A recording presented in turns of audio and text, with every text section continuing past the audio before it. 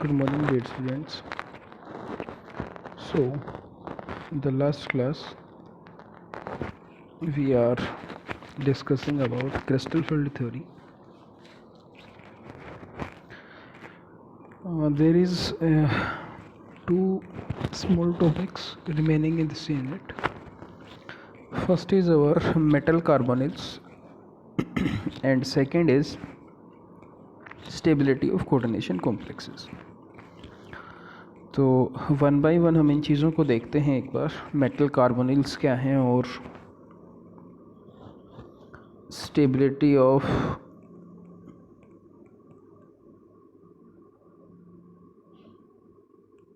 metal carbonyls.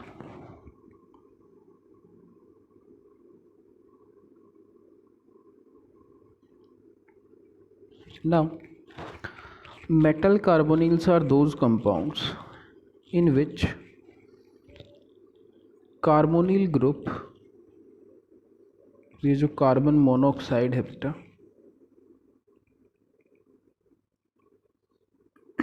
और इसी carbon monoxide को हम कार्बोनिल लिगेंड कहते हैं. तो ऐसे कॉम्प्लेक्स जिसमें CO लिगेंड होगा, ऐसे कॉम्प्लेक्सेस को कहा जाता है मेटल कार्बोनिल्स. और यदि मैं इसको थोड़ा सा और डिफाइन करूं तो these are homoleptic complexes in which carbonyl ligand is present. Carbonyl ligand is present. Homoleptic complexes वो होते हैं बेटा जिसमें सेंट्रल एटम के साथ जो लिगेंड्स अटैच होते हैं वो एक जैसे होते हैं. तो इनका यदि मैं जनरल फार्मूला लिखता हूँ तो जनरल फार्मूला कुछ इस तरीके का होता है, MCON. मेटल कार्बोनिल्स के अंदर दो बातें आपने ध्यान रखनी है बेटा. यहाँ पे सेंट्रल एटम एक हो सकता है, एक से ज़्यादा भी हो सकते हैं. तो जनरली कुछ हैं जो हमारे सिलेबस में है जिनकी हमें स्ट्रक्चर ध्यान रखनी है. तो जब हम उनकी स्ट्रक्चर ध्यान पे आएंगे तो हम देखेंगे कि वहाँ सेंट्रल एटम जो होंगे वो आपके एक भी हो सकते हैं और एक से ज़्यादा भी हो सकते हैं. सिमिलरली जो कार्बोनिल लिगेंड अटैच्ड होते हैं सेंट्रल एटम के साथ वो टर्मिनल भी हो सकते हैं और साइड चेन या बेसिकली ब्रांचिंग में भी जा सकते हैं. ब्रांचिंग का मतलब ये है कि दो कार्बोनिल या एक कार्बोनिल जो लिगेंड है वो दो एटम्स के बीच में शेयर होगा. तो उस तरीके की स्ट्रक्चर्स को हम देखेंगे जब हम आएंगे उसमें. अब मेटल कार्बोनिल्स की यदि हम बात करते हैं बेटा, जहाँ आपका बेसिकली यदि मैं इनकी 3D सीरीज़ की बात करता हूँ तो मेटल कार्बोनिल वैसे तो ऑलमोस्ट सभी ग्रुप्स बनाते हैं, बट मेनली जो बनाते हैं यहाँ पे there are your group 6, 7 and 8. ये कार्बोनिल ग्रुप को मैक्सिमम बनाते हैं, स्टेबल होते हैं इनके कार्बोनिल्स. मेटल कार्बोनिल के रिस्पेक्ट में जो चीज़ें बार बार पूछी जाती हैं बेटा, फर्स्ट होती है बॉन्डिंग कैसे होती है. यहाँ पे बॉन्डिंग इन मेटल कार्बोनिल्स.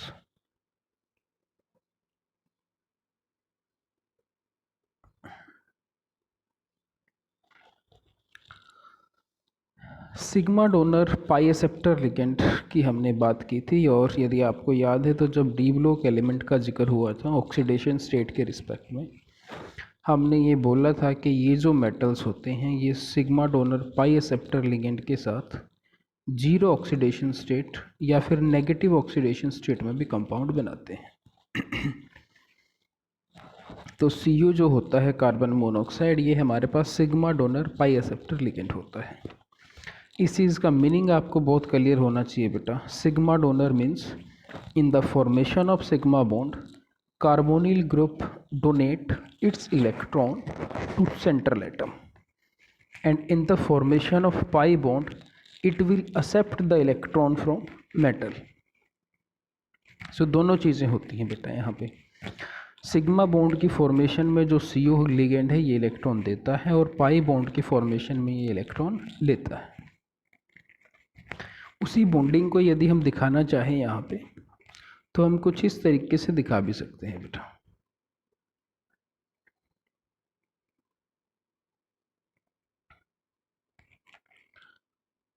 यदि मैं सिग्मा बॉन्ड की फॉर्मेशन की बात करता हूँ, मान लीजिए हमारे पास कोई मेटल है ये, और ये मान लीजिए हमारे पास CO लिगेंड्स है और यहाँ पे जो है इलेक्ट्रॉन्स है मान लीजिए। तो सिग्मा बॉन्ड हमें पता है इंटरन्यूक्लियर एक्सिस की ओवरलैपिंग पे बनता है बेटा। तो ये जो ऑर्बिटल है ये आपके पास वैकेंट ऑर्बिटल है जो मेटल के पास होगी, और ये जो ऑर्बिटल है ये फील्ड ऑर्बिटल है। तो यहाँ ओवरलैपिंग से जो बॉन्ड बनेगा बेटा, this will be your sigma bond. और पाई बॉन्ड आपको पता है साइडवेज ओवरलैपिंग से बनता है। तो यदि मान लीजिए हमारे पास अगेन ये कोई मेटल ऑर्बिटल है और ये मान लीजिए हमारे पास कार्बोनिल लिगेंड है। तो पाई बॉन्ड की फॉर्मेशन में क्या होता है कि यहाँ पे इलेक्ट्रॉन्स होते हैं बेटा। This is field d orbital.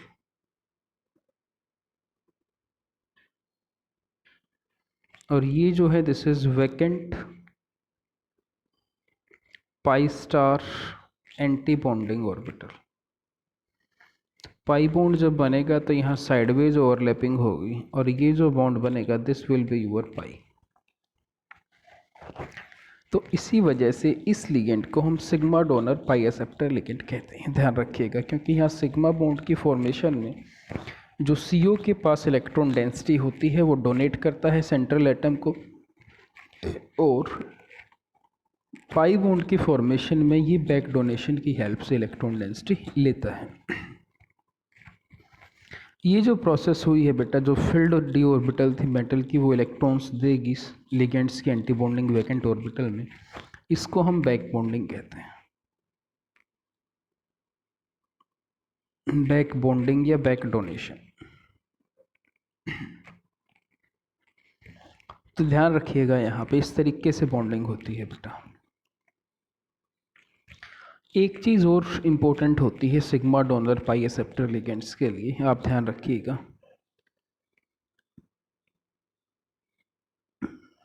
All sigma donor pi acceptor ligands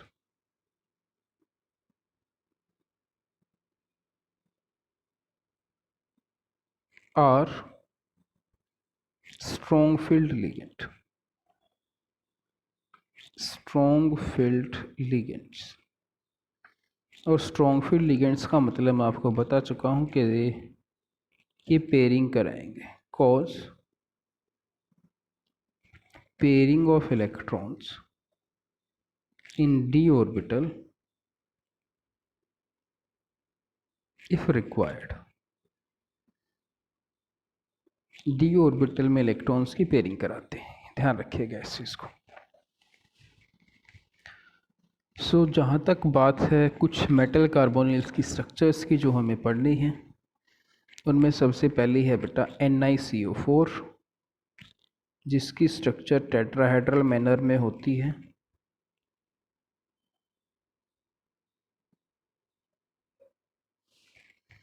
second is your FeCO5, trigonal bi planar structure होगी, sorry trigonal bipyramidal TBP।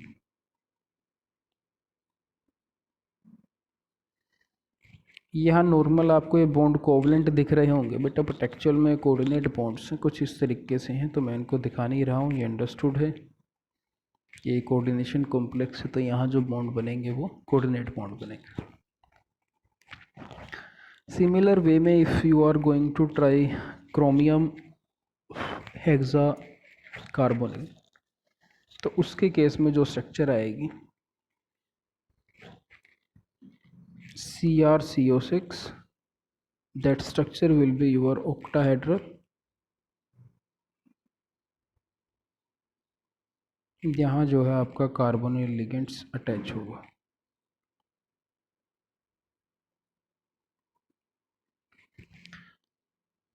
Mn2CO10 ये भी है आपके सिलेबस में जो मेंशन है, ध्यान रखिएगा इसको। यहाँ पे दो मैग्नीज हैं बेटा, दोनों सिंगल बॉन्ड से कनेक्ट होते हैं, और 5 CO जो हैं एक इस पे होंगे, और सिमिलर तरीके से 5 जो मैग CO के लिगेंड्स है वो इस तरीके से अटैच होते हैं। आप इस चीज़ को ध्यान रखिएगा।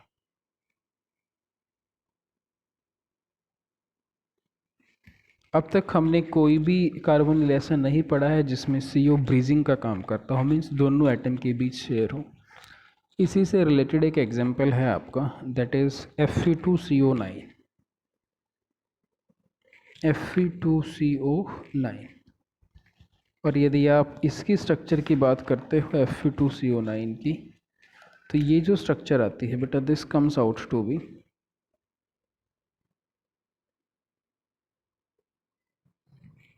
6 CO तो जो है वो टर्मिनल होते हैं बेटा, और 3 जो CO होते हैं वो ब्रिजिंग पोजीशंस पे होते हैं, कुछ इस तरीके से। This will be the structure of Fe2CO9। तो ये 4-5 स्ट्रक्चर्स हैं जो हमारे सिलेबस में हैं, जो आपको ध्यान रखनी है।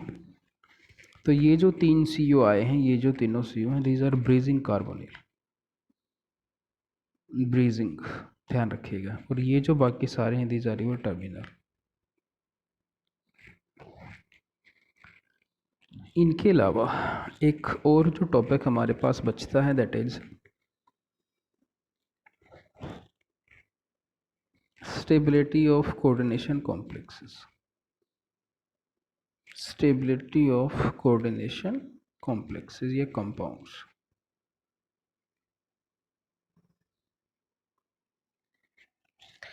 ना इस चीज़ को समझिएगा बेटा बहुत ध्यान से। स्टेबिलिटी यदि मैं कोऑर्डिनेशन कंपाउंड्स की देखता हूँ, मान लीजिए हमने कोई कोऑर्डिनेशन कंपाउंड बनाया MLN, तो इससे दो तरीके की स्टेबिलिटी रिलेट करती है बेटा। एक होती है थर्मोडायनेमिक स्टेबिलिटी,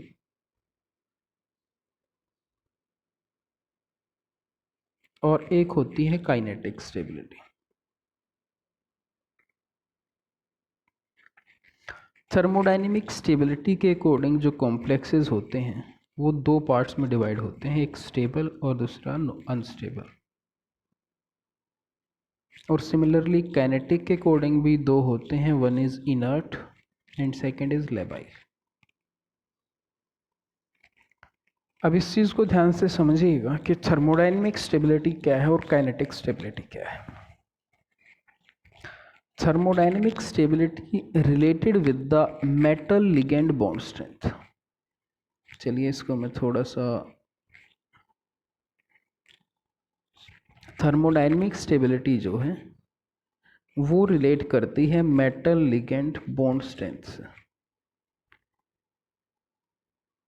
यदि मेटल और लिगेंड के बीच जो बॉन्ड बना है वो स्ट्रॉन्ग है, दैट कंपाउंड्स आर स्टेबल, और वीक बना होगा तो अनस्टेबल। काइनेटिक स्टेबिलिटी जो रिलेट करती है वो रिलेट करती है बेटा ईज ऑफ सब्स्टिट्यूशन।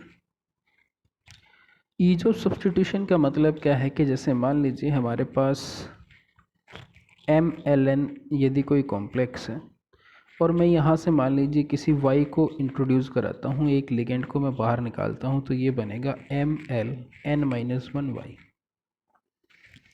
तो ये जो सब्स्टिट्यूशन की प्रोसेस हुई है, मीन्स जिसमें एक लिगेंड को हमने एक्सचेंज कराया है किसी Y ग्रुप से, तो इस सब्स्टिट्यूशन की तरफ कितनी ईज है इस कॉम्प्लेक्स की, कि कितनी आसानी से ये इसमें चेंज हो सकता है।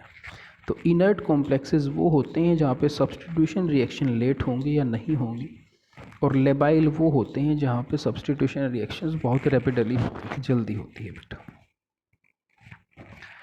यहाँ से दो चीज़ें कई बार पूछी जाती हैं। फर्स्ट ये है कि there will no such correlation between thermodynamic and kinetic stability.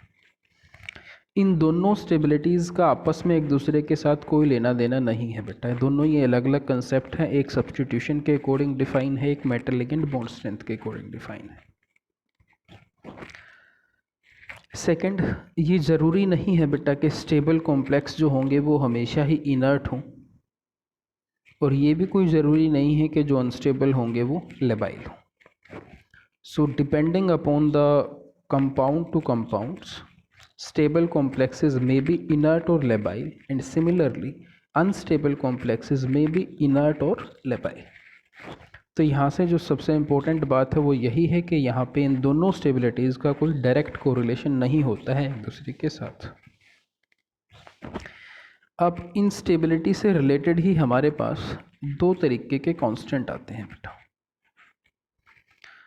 एक को हम कहते हैं स्टेप वाइज स्टेबिलिटी कांस्टेंट, और एक को कहा जाता है ओवरऑल स्टेबिलिटी कांस्टेंट। मान लीजिए हमने यही कॉम्प्लेक्स बनाया जो हमने अभी अज्यूम किया था MLN। तो इसको देखो, बनाने का एक पॉसिबल वे तो बेटा ये है कि M प्लस L आपस में रिएक्ट करें, यहाँ से ML बने, फिर ML किसी लिगेंड से अटैच हो या आपको Ml2 दें, और सिमिलर बेसिस पे MLN-1 plus L and this will form MLN। एक तरीका तो ये है बेटा कॉम्प्लेक्स बनाने का। तो फर्स्ट रिएक्शन के लिए यदि मैं इक्विलिब्रियम कांस्टेंट लिखता हूँ, suppose it will be K1, so this comes out to be ML upon M into L। K2, it comes out to be ML2 upon ML into L, and last is your Kn, this will be MLN upon MLN minus 1 into L। तो ये जो constant आए हैं बेटा K1 K2 up to Kn, इनको कहा जाता है over stepwise stability constant. These constant are termed as stepwise stability constant.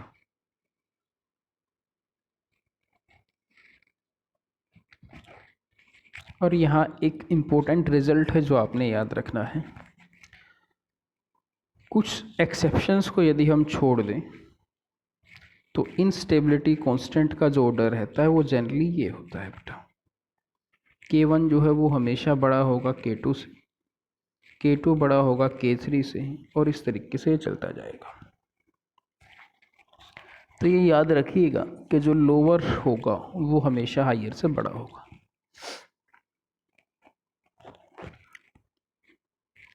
Second जो मेथड है इनको फॉर्मेशन का बेटा, दैट इज लाइक, और वहाँ जो कांस्टेंट होंगे उनको हम ओवरऑल स्टेबिलिटी कांस्टेंट लिखेंगे। तो उसके अकॉर्डिंग इसको हम कैसे बनाते हैं देखिएगा। फर्स्ट तो सेम ही रहेगा आपका M plus L forming ML। यहाँ मैं कांस्टेंट डिफाइन करता हूँ β1, एंड ये भी जो लिखा जाएगा this will be your ML upon M into L। Second, अब मैं ML को L से रिएक्ट ना करा के मैं M और 2L को एक साथ रिएक्ट कराता हूँ, तो ये बनाएंगे ML2।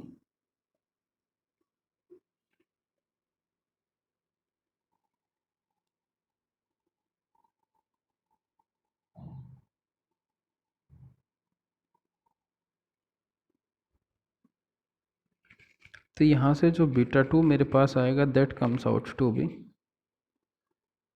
ML2 upon M into L square. Sorry, similarly M plus NL changes to MLN, और यहाँ से जो βN आएगा that comes out to be mln upon m into L raise to the power n। अब ये जो constant आए हैं बेटा, इनको कहा जाता है overall stability constant. Overall stability constant. यहाँ से कई बार एक क्वेश्चन पूछा जाता है बेटा, what is a relation between overall stability constant and step wise stability constant. तो रिलेशन क्या आएगा, मैं डायरेक्ट लिखता हूँ, आप उसको वेरीफाई करके देखिएगा अपने आप। हमारे पास जो रिलेशन आएगा, that relation comes out to be beta n is equals to k1 into k2 into k3 up to kn। Means इसको यदि मान लीजिए मैं एक मिनट के लिए इक्वेशन 1 मानता हूँ, जैसे मान लीजिए मैं बीटा 1 की बात करूँगा तो एक आएगा सिर्फ k1 के बराबर। बीटा 2 की बात करूँगा, it comes out to be k1 into k2। Similarly beta 3 की यदि मैं बात करूँगा तो k1 into k2 into k3 and so on. तो इनमें से आप कोई भी रिज़ल्ट आप प्रूव करके देख सकते हो। मैं सजेस्ट करूँगा कि आप इस रिज़ल्ट को प्रूव करके देखो कि बीटा 3 जो है वो k1 into k2 into k3 के बराबर आता है कि नहीं आता है। इक्वेशन 1 पे यदि आप लोगरिथम फंक्शन यूज़ करो दोनों तरफ बेटा, तो यहाँ से जो रिज़ल्ट आएगा that comes out to be log beta n comes out to be logarithm of k1 plus logarithm of k2 plus logarithm of kn। तो ये रिज़ल्ट कई बार पूछ लिए जाते हैं बेटा, या तो फर्स्ट पूछा जाता है कई बार, या फिर ये जो रिज़ल्ट आया है लास्ट में ये पूछा जाता है। Last is your factors affecting stability of coordination compound. Factors affecting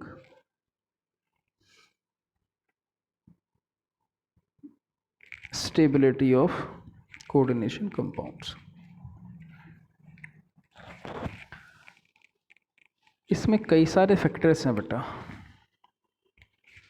first यदि हम बात करते हैं सेंट्रल एटम की, तो सेंट्रल एटम से दो चीज़ें हैं जो फैक्टर अफेक्ट करेंगी। One is size and second is charge. यदि मान लीजिए लिगेंड सेम है, सेंट्रल एटम भी सेम है और वहाँ पे चार्ज अलग है, और चार्ज अलग होने से साइज़ अपने आप ही अलग हो जाएगा बेटा। तो ऐसे केसेस में जो स्टेबिलिटी होगी कॉम्प्लेक्सेस की, that is directly proportional to charge and inversely proportional to size। ध्यान रखिएगा इस चीज़ को। सेकंड जो फैक्टर है वो डिपेंड करता है बेटा लिगेंड्स में। लिगेंड्स में बेसिकली दो तरीके से फैक्टर अफेक्ट करते हैं। One is depending upon their field strength.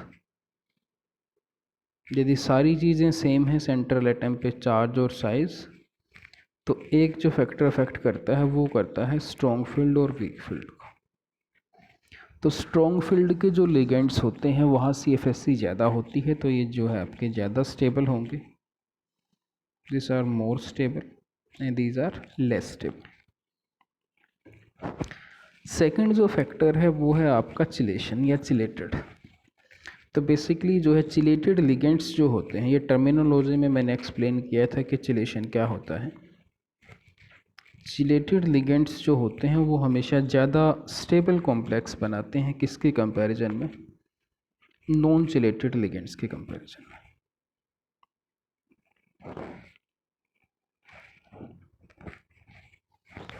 इससे रिलेटेड यदि मान लीजिए हम एक एग्जांपल लें चिलेटेड नॉन चिलेटेड से रिलेटेड।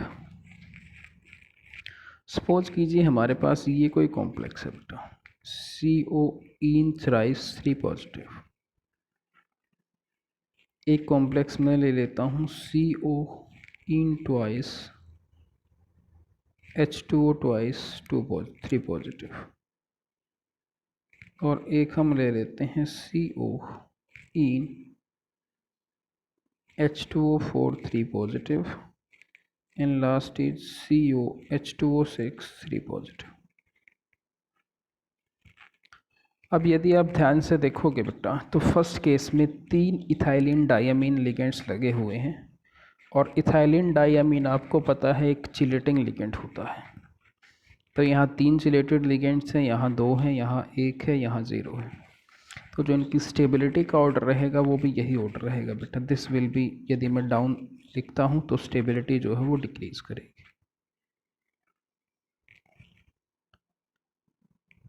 ध्यान रखिएगा इन चीज़ों का। So this is all about stability of coordination complexes and metal carbonates. So इस पूरे चैप्टर की वीडियोस को आप ध्यान से देखिएगा बेटा। इनको देख के आप एनसीईआरटी एक्सरसाइज को सोल्व करने की ट्राई कीजिएगा। फिर भी कोई आपको डाउट लगता है तो आप वो ज़रूर डिस्कस कीजिएगा। आप कमेंट बॉक्स में भी लिख सकते हैं डाउट को, और आप वैसे भी मेरे पास मैसेज कर सकते हो। ये वीडियो अच्छी लगी हो तो प्लीज़ इसे लाइक, शेयर और सब्सक्राइब कीजिएगा। और नेक्स्ट जो है हम ऑर्गेनिक केमिस्ट्री स्टार्ट करेंगे बेटा। तो एक बार यदि पॉसिबल हो तो थोड़ा सा 11th क्लास की जो ऑर्गेनिक का फर्स्ट चैप्टर हमने किया था, जनरल ऑर्गेनिक कंसेप्ट, उसको एक बार आप रिवाइज़ कर लीजिएगा ताकि 12th में जो भी हम चीज़ें करेंगे वो आपको बड़ी आसानी से समझ आ सके। Thank you, have a good day.